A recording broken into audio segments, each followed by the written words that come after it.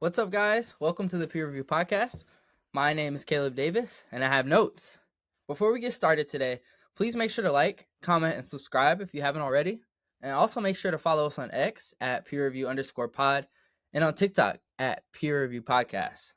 Now, today, I have a couple topics in store for you guys. I'm going to start and kind of briefly touch on the Lakers versus Mavs game. I'm not going to go too much in depth because I talked about the Lakers earlier this week, and also Luka and Kyrie didn't play, so there wasn't that much to talk about. I kind of just want to trash the Lakers for a bit because it was a horrible loss. I was going to talk about the Celtics versus the Nuggets, but kind of a similar story. They just had so many injuries to key guys on both sides. I didn't really think it was that significant. Like, the Celtics didn't have Derek White, and the Nuggets didn't have Jokic or Aaron Gordon, so it was still a competitive game, but just not a lot to take away from it. Then I'm going to move on to Zion and his return from injury and just my overall thoughts on that. I'm going to then talk about Chris Middleton going to the bench and just kind of how I think that's going to change the Bucks in general, because they had been playing well before he returned and they've been a little mediocre as of late, and I think they needed to switch some things up just to kind of get back on track. And then I'm going to close off the show with a conversation about longevity in the NBA. And I kind of thought of this earlier today while I was at work listening to First Take, and Stephen A. Smith was just kind of trashing LeBron. Oh, not trashing, but he was saying like everyone makes a big deal about LeBron. Like, he had that big dunk against the Mavs, and I just kind of want to give my thoughts on why like guys like LeBron and KD and the older guys shouldn't take that stuff for granted. Like, he was kind of making it like, oh, LeBron dunked again, so what? But at the same time, like, I don't think it's that simple. But just before we get things started, I'm fresh off work. Still got my work attire on. Then yeah, just trying to be more consistent, and also like right after this, I'm trying to make it to the gym. That's part of my New Year's resolution a little bit, just being a little bit more consistent with everything I do. And also, I got spring break around the corner, so I want to make sure I look right for that. But let's get things started. Lakers versus Mavs.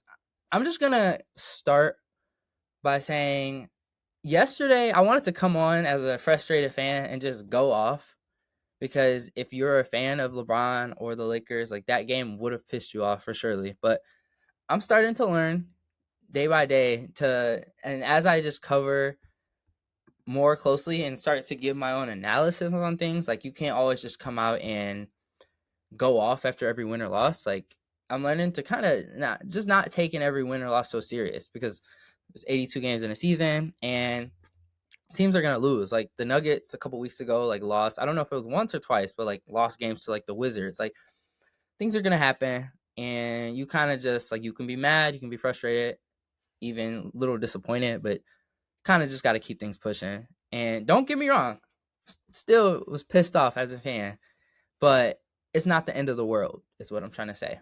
But as the game started, like, the first quarter was pretty competitive. LeBron had that big, like, he switched from his right to his left, like, midair, and dunked on Derek Lively. And watching the game live, like, the dunk happened so fast. You were like, what did I just watch? But also, like, I wasn't expecting him to dunk it just in general, because like LeBron a lot of times, like, especially later in his career, like as of late, like, he'll go up, but he'll switch and just do like a layup or something, like, because he's just not trying to. He still can, obviously, but he's not trying to do as much if he doesn't have to. But it was just a crazy dunk and just was kind of a tone setter for the game. But there later, like towards the end of the first, the kind of defensive issues that happened throughout the whole game started to emerge. Like, the Lakers got killed 3 different times, and it was like back to back. And then the Mavs ran another action, and then another time where they just got killed on back cuts. They were playing up tight on everyone and kind of like top blocking, and it just wasn't working. But the first quarter, like I said, was pretty even. They played them pretty even. It wasn't bad. The second quarter is where the defense really started to fail. The Lakers came out like cold from three, and they just struggled when they rested AD, and that's to be expected. Like, they don't really have a solid backup center. Like, I don't go out expecting much, but it was just a complete layup line, like straight line drives. Nobody could stay in front of anyone on the Mavs, and just nobody was playing defense. And the Mavs, they get the Lakers in rotation after they beat their man off the dribble, and from there it's a scramble, and they're lazy, so they weren't rotating. Wide open threes, wide open layups, wide open dunks. I don't know what to say. The one other interesting thing in this quarter was just Jackson Hayes in this quarter and just the game in general. And since he's returned from injury, he's just been really, really bad. He got picked up 4 fouls in under 4 minutes, like just back to back to back. And he put the Mavs in the bonus for the rest of the quarter. He hacks so much. Like, he doesn't know how to just play hands up. Like, he's always reaching in. He's always like touching. Like, he's always got his hand on people. He's like it. He's notorious for that. He was better before he got injured, but he's just always hacking. And then AD came in and he was just missing a lot of layups. And I feel like when this happens, or when AD's playing below his means, like, it's like a trickle down effect, and we usually lose. So moving on to the third quarter, again, you're thinking, okay, they went down a little bit. They're playing against an inferior team right now because Luka and Kyrie aren't playing, that they'd come out a little sharper. No, they came out flat. They fall behind 12, and the game kind of got out of hand. They brought it back. They'd like fight back a little bit, fake comebacks, but nothing really ever came of it. And they ended up getting blown out towards the end of the game. They lost by 19. So if that tells you anything, the Mavs had a bunch of contributors tonight. Like, they had 50 points from their bench, which is just insane. Quentin Grimes and Jaden Hardy did most of the damage. Grimes had 23, 9, and 6 off the bench, and he went 6 for 11 from 3. Like, he was just lighting them boys up. And then Hardy had 15. And he had a stretch in the third quarter where the Lakers went into this 2-3 zone, and he just hit 3 threes in a row. Just lit them up because they weren't playing defense. And I just felt like the Mavs played harder than the Lakers the entire night. Like, they out-rebounded them 44-33, and they held them under 100 points. So they played harder, they locked them up, and they outscored them, like, severely.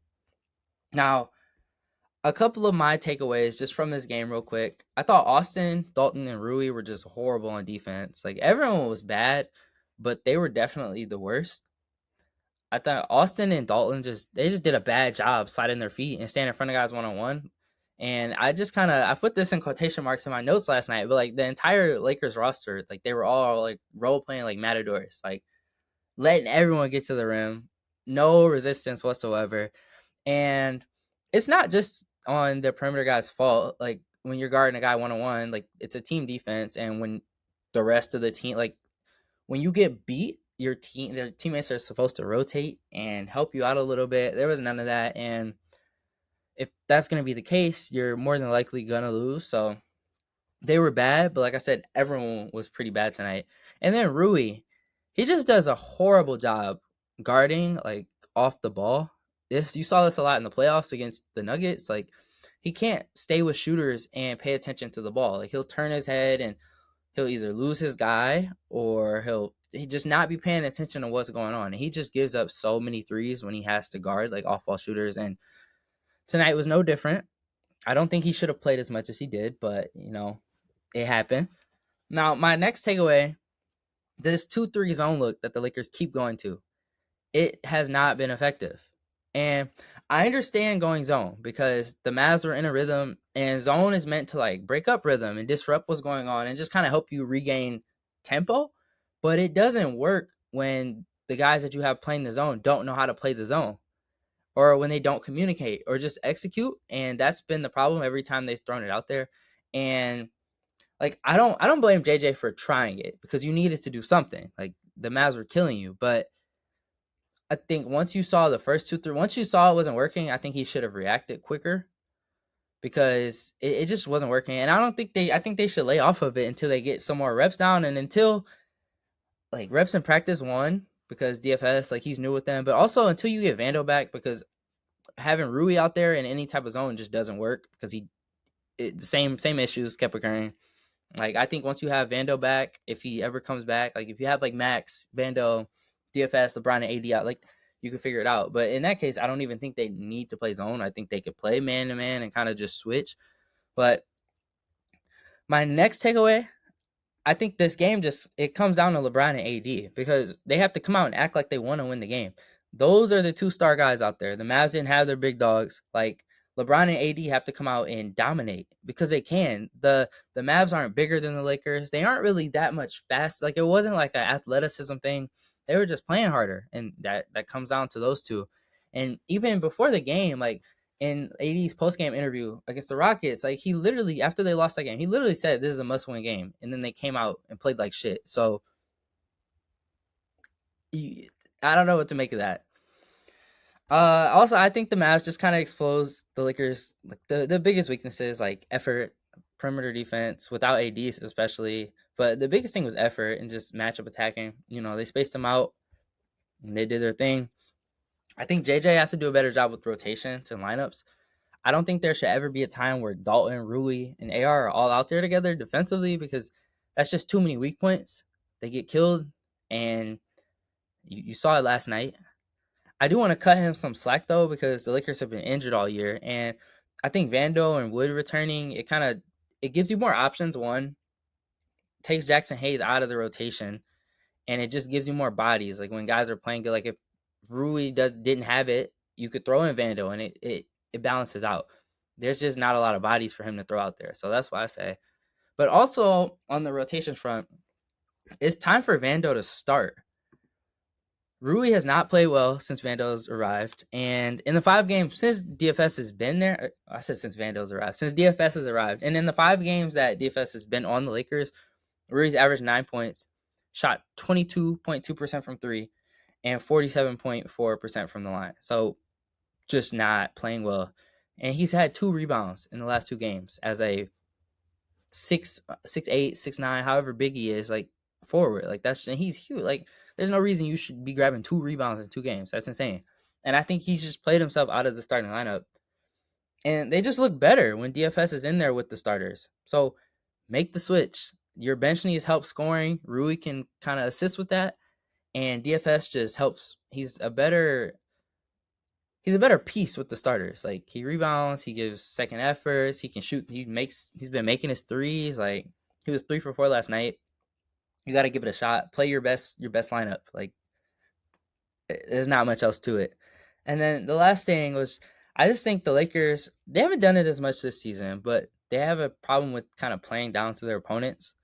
And too often they don't bring it. And this loss was it was unserious. Like they just looked unserious, and this loss is gonna come back and haunt them in the standings, especially if they're close with the Mavs, like in the standings, and you need like a tiebreaker game. You're gonna look back at this, and I didn't know. I was kind of thinking like I didn't know which worse was lost, went to the Heat or this one. I'm still gonna say the Heat because they just quit in that game. But I said I'd make this brief talking about the Lakers. I'm gonna move on though. I want to talk about Zion real quick. He returned from injury yesterday after missing 27 games with a hamstring injury, and he looked really good. Just my thoughts quick on his appearance and shape, and then how he played. As far as his physical shape, I thought he looked really lean and toned, which is a very good sign for him, especially returning from injury, especially because there's always those concerns about him, being out of shape and having to play his way in and just staying like this. And he's like this right now, and let's just hope he continues it. Like the Pelicans aren't going to do anything this season, but it'd just be nice to see him playing, getting reps, and just if they're going to eventually do something, like you want to see what it looks like having your guys play together for next season.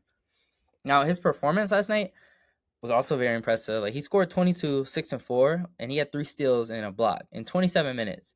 And a 104-97 loss to the Timberwolves. But that's a great stat line for a guy coming back from injury after not playing for a couple of months.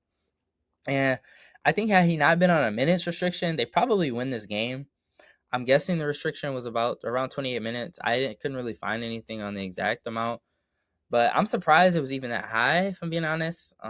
Just because it was his first time back out there in a long time. But that's up to their medical staff. Like I don't have any expertise in that. That was my first thought that came to mind. But he had this 360 windmill on a fast break off a steal from Anthony Edwards, and I just feel like if you can pull that off first game back from injury, like he was looking good to go. And just seeing him out there, it helps you understand why in my opinion, I feel like it's so hard for the Pelicans to trade him, because when he's healthy and playing like this, he's one of the best athletes in the league and he's one of the most dominant players. So it's kind of hard for me to see you moving off of him. And like in the Pelican sense, like imagine they move off of him and send him somewhere. Like I don't know. I was watching I'm forgetting where I saw it, but like they said something about like him going to the Thunder, like and him like imagine him going somewhere else and just flourishing. Like you're gonna feel stupid, and like it's hard to move off of this. So I understand the Pelicans kind of dilemma. Now on to Chris Middleton and him getting benched. It was just announced earlier today that they're gonna take him out of the starting lineup to kind of help improve continuity, and I kind of get it. Like on the season, he's averaging 12.7 points, 4.4 rebounds, and 5 assists on good percentages. And he's also making $37 million. So that's a lot of money coming off your bench. But in the not the Pelicans, in the Bucks defense, like they were 12-10 without him, and they were starting to piece things together with some wins. And with him, however, they're 6-6, so kind of mediocre. 500. With him going to the bench, I think it puts more offensive responsibility and just creation in general completely on Dame and Giannis, which I think they'll be fine. That's kind of what they were doing before he returned from injury. But they have a bunch of shooting and defenders out there surrounding them, so it won't make their jobs as difficult. And him going to the bench also adds more playmaking and shot creation to the bench, because Chris Middleton is still a good player. I remember when he came back in his Celtics game, I thought he looked really good. Like he had a 4-point play, like as he got fouled on. I think it was a 4-point play, like on his first shot back from injury. Like he's still a good shooter. He's shooting like 40% from three this season, albeit small. Like he hasn't played that many games, but he can still get a bucket. He can still create his own shot. He's a good playmaker. He's good out of the pick and roll, and their bench doesn't have any. They don't really have any legitimate shot creators and ball handlers. Like they have a bunch of guys who are capable, but Chris Middleton would be like your for sure fire like bench power off the bench. So I don't think the moves. I think the move will it'll balance things out a little bit, and I just think injuries are starting to catch up to him. Like I feel like he's lost a step defensively. Like he's a little slower. He doesn't move as fast.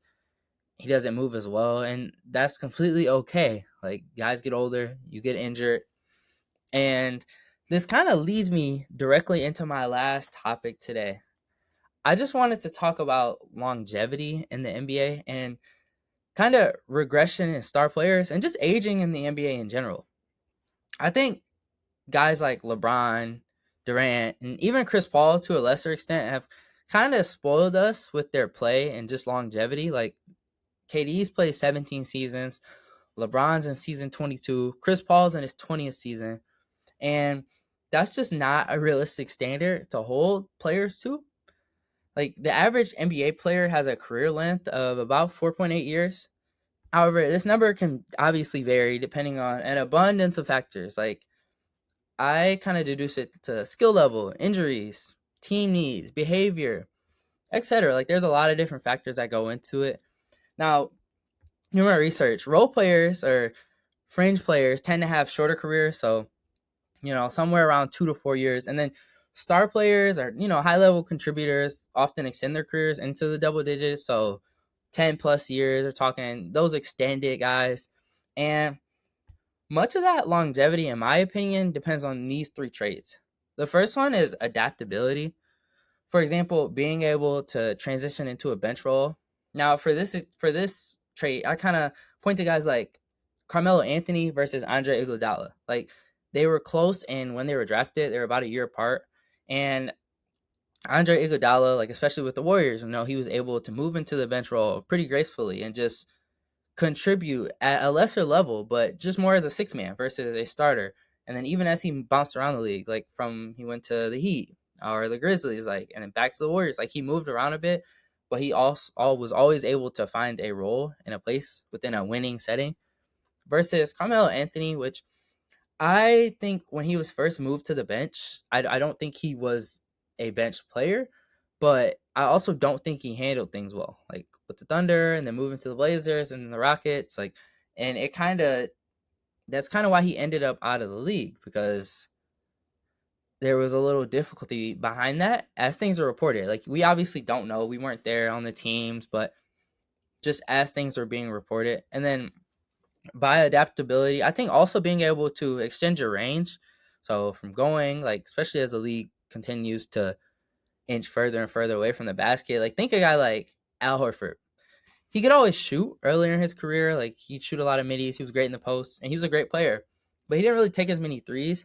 But as he's aged, he's become a great shooter. He's expanded his range, and I think that's also added to his longevity. Like, he's still in shape and able to play and defend and rebound, just do all the things he needs to do. But I think adding that 3-point shot just added more value to his game and just added to him as a player. And you're not having to, bang in the post as much or play down low, and it takes miles off your body. Now, this goes great with my next point, and my next trait, health. A guy like LeBron, knock on wood, has never had any serious injuries like a ACL or Achilles, and even some guy like named KD, he has had some serious injuries, but it's not likely. Like, most 99% of the population is not Kevin Durant. Like, you're not just going to come back better after an injury like that. And on the LeBron front, I think this is just a testament to his training, preparation, and towards his body, but also his genetics. Like, he's just built insane. Like, he just a freak of nature, one of a kind athlete, and nobody wants to be injured. And guys that can avoid it are just better off. Like, if you, for an example, you think guys like Embiid or Derrick Rose are constantly banged up, they don't typically last as long, because as you get older, injuries get worse and worse. It's harder to return from, and they take a larger toll on your body. Like, I don't think Embiid will be playing 10 years from now. Well, I don't know. He'd be like 40 by then, anyways. But I think like he has about 3-4 years left if he continues on this rate of getting injured, and that's okay. Now, for my last trait, I think maintaining a skill set that fits teams' needs. Like, shooters typically are able to play longer careers because it's less strain on your body when you're not a guy like let's say Russell Westbrook, like playing at the rim, that takes more toll on your body versus, a guy like Klay Thompson, who I'm going to talk about in a second. But also think guys like who had long careers, like Kyle Korver, JJ Redick, like guys like that are able to play longer because, one, you always need shooting. Two, you don't really ever lose your shooting ability. Like, you might lose the ability to create space, or create your own shot, but then you just become a catch and shoot player, which both of them were. And then you never really lose it. Like I was just saying, like athleticism. So for this example, I said, think a guy like Klay Thompson versus John Wall. They were drafted, I think, in the same, either a year apart in the same draft class. Like, for all my examples, I was trying to use guys who are similar in age, but Klay Thompson, even after his injuries, his game still translates really well because he's a great shooter, one of the best of all time, a top 5 shooter who also can still play a little bit of defense. Versus John Wall, like, he has so many injuries, they just took a toll on his body, and he wasn't the same athlete or player. And that's kind of what his game was predicated around, his athleticism, being able to be, he was like the fastest guy in the league for a couple of years. And injuries kind of, when your body starts to break down, you lose some of that athletic ability, and then your game just doesn't always translate the same. And shooters are just always going to be valuable because 3-point shooting and spacing is one of the most important things in today's game, especially if you can play on both sides. But 3 and D players are a whole special category of player. And then also smaller players, as far as like maintaining that skill set that fits teams' needs, smaller players also don't typically play as long because you can be picked on defensively, which is why I think a guy like Chris Paul, still being able to play and start at this point in his career is remarkable and just a testament. Like, he's one of one. He's like, there's also obviously been other small guards that have played a long time, like John Stockton, but it's rare, is what I'm trying to say. And even as far as like maintaining a skill set, even star players like LeBron has had to adapt over time to play this long. Like, with the Lakers, he's not as much of a lead ball handler. Like, he's more of a screen setter, a typical power forward. Like, he rolls, he plays out of the post. Obviously, he still has the ball in his hands when necessary, and he could still contribute as a playmaker, as a point forward. But that's not the only thing he does. Like back when he was in Cleveland, like in the apex peak of his prime, like he'd have the ball every single possession. Everything was dictated by him, and that's why I think a guy like LeBron needs to be marveled more. And this is back to the topic I was talking about at the beginning was Stephen A. kind of downplaying his dunk and just why are we celebrate everything he does at 40? It's because like this stuff that you're seeing, I don't think we'll ever see another player, at least in my lifetime, with this type of longevity. Like no major injuries, the IQ, the shooting, like the adaptive shooting, and the will to keep playing. There's a bunch of other factors, but I just it's not something. It's not normal. It's not something you see every day, which is why people still get. Obviously, people are fans of LeBron, but it's why it's so celebrated when he does stuff like this. Like you don't normally see 40-year-old guys dunking on people. Like that's just on a dunking on a super athletic 7-footer. Like at that, like you just don't see this stuff very often, and that's why I think we have to appreciate it a little more. And especially on the LeBron front, like I don't. Why I said I don't think we'll see another player in my lifetime or really ever. Like so many factors had to come into play for him to play this long. Like especially with the miles college players and high school players like coming up, put on their legs with AAU games. You know, you could play 3 to 5 games in a day for a whole weekend or like over a tournament span. And just back in the day, they weren't playing as much. They weren't as like shooting and spacing expanded. You have to cover more ground. All of that adds up and it just puts more miles on your body. There's more and more training, more and more practice. That's also how guys are so skilled and the skill gap continues to increase. But back to the point, I just think we have to not take these guys for granted. Like what they're doing is insane. And as far as the like Chris Middleton is regressing a little bit with age. Paul George is regressing a little hard and it's normal. And like I said, I just think we were a little spoiled with Kevin Durant and LeBron and the top guys of this generation. And we just need to appreciate it while they're still here. But those are just my thoughts. So that's all I have for today. Thank you so much for tuning into the Peer Review Podcast. Please share the podcast with your friends and family, as well as follow us on X at peerreview_pod and on TikTok at Peer Review Podcast to stay up to date with our latest episodes and releases. This is the Peer Review, signing off.